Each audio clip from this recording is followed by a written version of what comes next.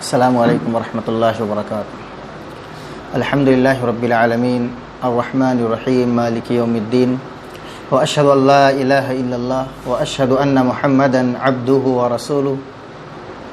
والصلاة والسلام علی عبدہ ورسولہ محمد وعلی آلہ وصحبہ اجمعین ومن تبعہم بإحسان الی یوم الدین۔ قال النبی صلی اللہ علیہ وسلم من قام لیلۃ القدر ایمانا واحتسابا غفر له ما تقدم من ذنبه۔ اللہ رب العالمین نے قرآن مجید میں ماہ رمضان کو ایام معدودات سے تعبیر کیا ہے کہ یہ گنتی کے چند دن ہیں، اور یقیناً ہر سال ہم مشاہدہ کرتے ہیں اور دیکھتے ہیں کہ ماہ رمضان بڑی تمناؤں، آرزوؤں اور دعاؤں کے بعد ہمیں نصیب ہوتا ہے، لیکن پلک جھپکتے ہی یہ ماہ مبارک ہم سے رخصت ہو جاتا ہے۔ ابھی چند دنوں پہلے ہم نے اس ماہ مبارک کا چاند دیکھا، اور دیکھنے میں یہ لگا کہ 29 یا 30 دن کا یہ مہینہ ہے، لیکن دیکھتے ہی دیکھتے آج 17 رمضان ہے، تقریباً دوسرا عشرہ ختم ہونے کو ہے اور آخری عشرے کی شروعات ہونے والی ہے۔ ہم بھائیوں نے جو سوچا تھا کہ اس ماہ رمضان میں اس طریقے سے عبادت کر کے، توبہ کر کے اللہ رب العالمین کو ہم راضی کر لیں گے، یقیناً ہر انسان یہ سوچنے پر مجبور ہے کہ آج ہم نے کوتاہیوں کے ذریعے سے رب العالمین کو منانے کے بجائے اور زیادہ ناراض کر دیا ہے،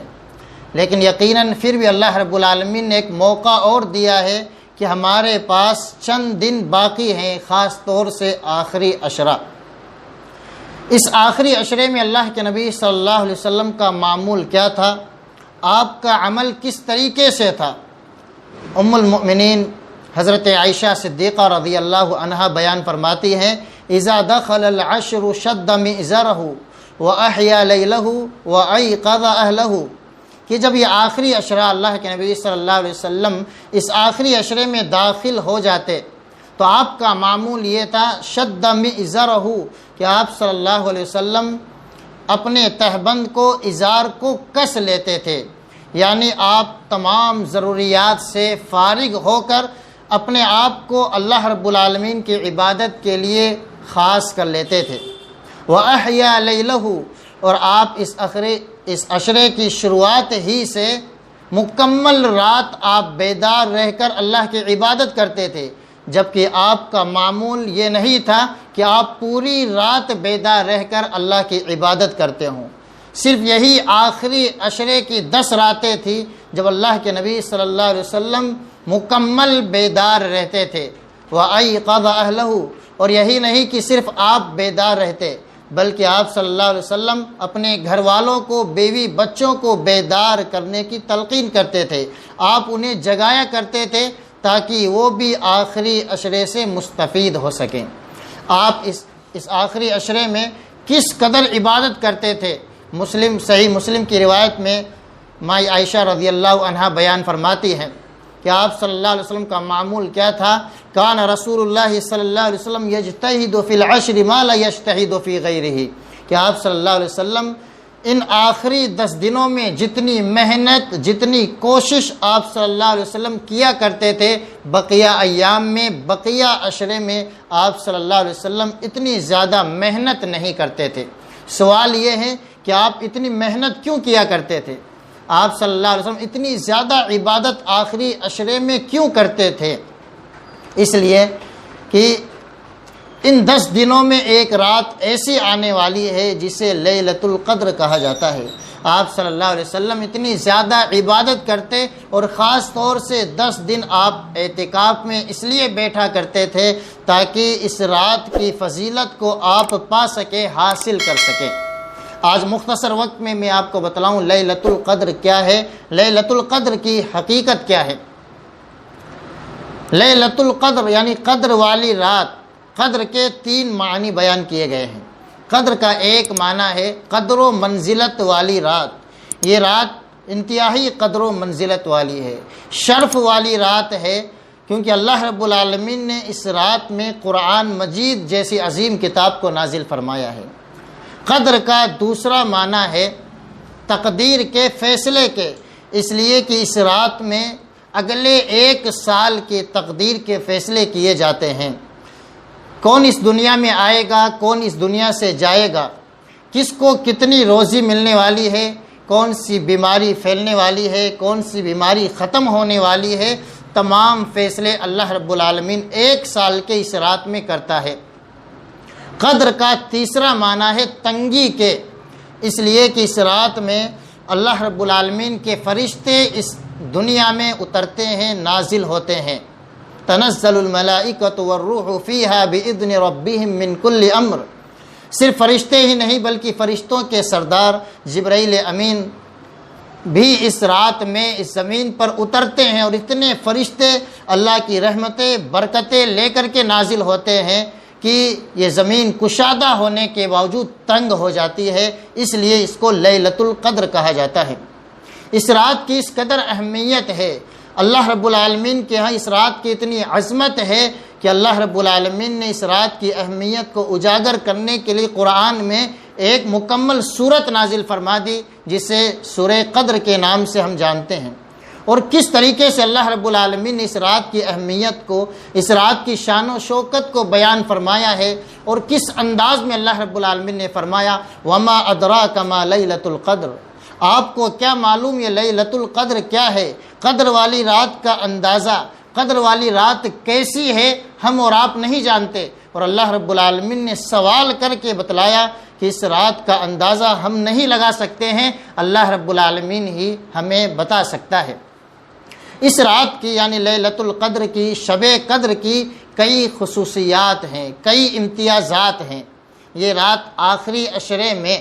الگ الگ طاق راتوں میں منتقل ہوتی رہتی ہے، کبھی یہ رات 21 کو آتی ہے، کبھی 23، کبھی 25، کبھی 27، کبھی 29 کو، راجح قول کے مطابق یہ رات منتقل ہوتی رہتی ہے۔ اگر یہ رات اس سال 21 کی ہے تو ہو سکتا ہے اگلے سال 25 کی ہو، یا اگلے سال 23 کی ہو، اس طریقے سے منتقل ہوتی رہتی ہے۔ اس رات کی کئی خصوصیات ہیں، چند خصوصیات میں آپ کے سامنے رکھوں گا۔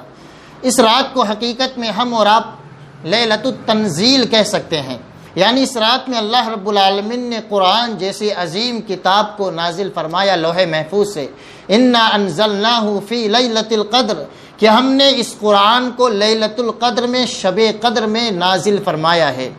یہ رات لیلہ مبارکہ ہے۔ اللہ رب العالمین نے اس رات کے تعلق سے فرمایا انا انزلناہ فی لیلۃ مبارکہ، کہ ہم نے اس قرآن کو لیلہ مبارک میں نازل فرمایا، مبارک رات میں، گویا یہ رات ہمارے لیے انتہائی بابرکت ہے۔ اس رات کی خصوصیات میں سے ایک خصوصیت یہ ہے کہ یہ رات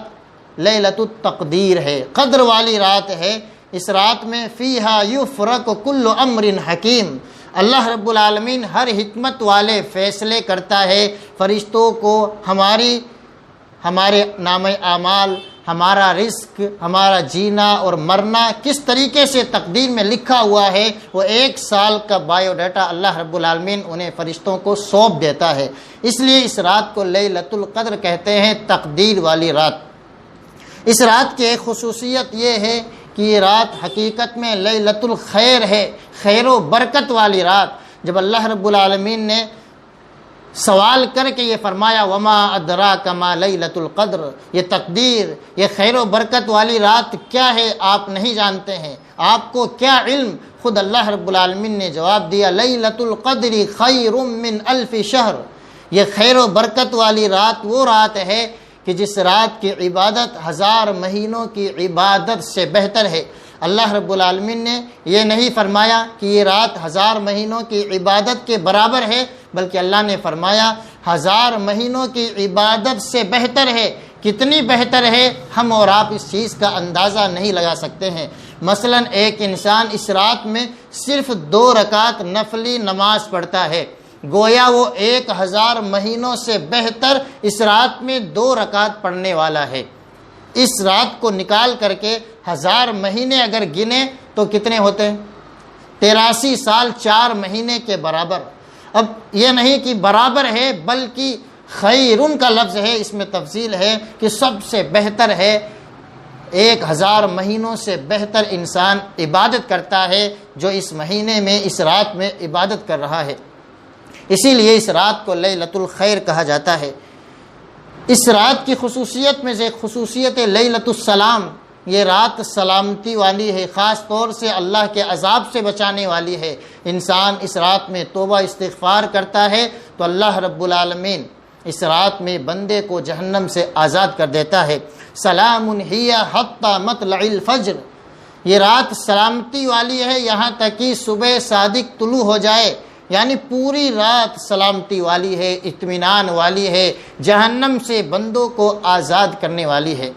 اس رات کی خصوصیتوں میں سے ایک خصوصیت یہ ہے کہ یہ رات لیلۃ الغفران ہے، بخشش والی رات ہے۔ وہ کیسے؟ اللہ کے نبی صلی اللہ علیہ وسلم نے فرمایا من قام لیلۃ القدر ایمانا واحتسابا غفر له ما تقدم من ذنبه، کہ جو شخص اس رات میں تراویح کی نماز پڑھتا ہے، قیام اللیل کرتا ہے، تہجد کی نماز پڑھتا ہے، ایمانا واحتسابا، ایمان کی حالت میں اور ثواب کی امید کے ساتھ،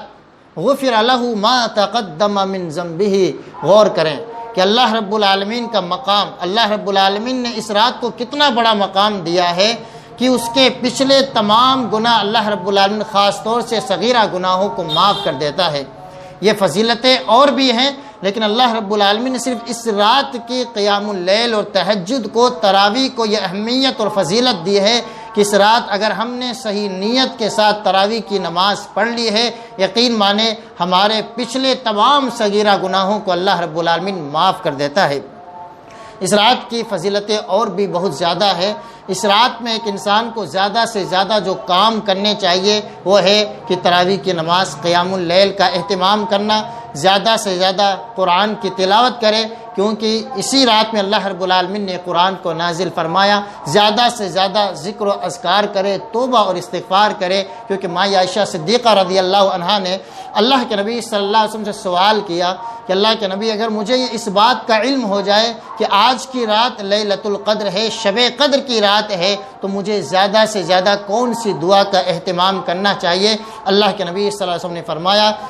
اپنی بیوی سے فرمایا کہ یہ اذکار پڑھا کرو، اللہم انک عفو تحب العفو فاعف عنی، کہ اللہ تو عفو کو، درگزر کو پسند کرتا ہے، تو معافی کو چاہتا ہے، ہمیں بھی معاف کر دے، ہمیں بھی درگزر کر دے۔ گویا اس رات میں زیادہ سے زیادہ توبہ اور استغفار کے ذریعے سے اپنے رب کو خوش کرنے کی کوشش کرنی چاہیے۔ اس رات میں زیادہ سے زیادہ نیکی کے کام، صدقہ و خیرات کا اہتمام کرنا چاہیے، تاکہ اگر آپ نے اس رات 1 روپیہ اللہ کے راستے میں صدقہ کیا ہے تو گویا آپ نے 1000 مہینے سے زیادہ بہتر یہ صدقہ و خیرات کو انجام دیا ہے۔ لیکن کتنے ہی بد نصیب ہیں وہ مسلمان جو اس رات کو پاتے ہیں اور گپ شپ میں اس رات کو یوں ہی گزار دیتے ہیں، چائے میں، کھانے اور پینے کی چیزوں میں، مذاق اور ٹھٹے میں رات جاگتے ہیں، لیکن رات کو کالی کرتے ہیں۔ شب بیداری اللہ کی عبادت کرنے کے بجائے غیبت اور چغلی میں کتنے مسلمان ایسے ہیں جو اس خیر و برکت والی رات کو پانے کے باوجود بڑے ہی محروم، بڑے ہی بد نصیب ہیں وہ مسلمان جو اس رات کو پاتے ہیں، لیکن اس کے باوجود اللہ رب العالمین کو خوش کرنے کے بجائے اللہ کو اور زیادہ ناراض والے کام کرتے ہیں۔ سچ فرمایا اللہ کے نبی صلی اللہ علیہ وسلم نے، من حرمہا فقد حرم الخیر کلہ، کہ جو اس رات کو پانے کے باوجود اپنے آپ کو محروم کرتا ہے، حقیقت میں وہ دنیا کے تمام خیر و برکت سے اپنے آپ کو محروم کر لیتا ہے۔ ضرورت ہے کہ ہم اس رات کی اس رات کی قدر و منزلت کو پہچانے اور اس رات کو زیادہ سے زیادہ عبادت کرنے کی کوشش کرے۔ کون سی رات ہے اللہ بہتر جانتا ہے، زیادہ سے زیادہ خاص طور سے آخری عشرے میں اللہ کی عبادت کرے اور اس رات میں شب بیداری کر کے اللہ کو راضی کرنے کی کوشش کرے۔ اللہ رب العالمین سے دعا ہے کہ الہ العالمین ہم تمام سامعین اور ناظرین کو لیلۃ القدر نصیب فرمائے، آخری عشرہ نصیب فرمائے اور زیادہ سے زیادہ عبادت کر کے اپنا ولی اور اپنا نیک بندہ بننے کی توفیق عطا فرمائے، آمین۔ وصلی اللہ علی نبینا محمد وعلی آلہ وصحبہ اجمعین، والسلام علیکم ورحمۃ اللہ وبرکاتہ۔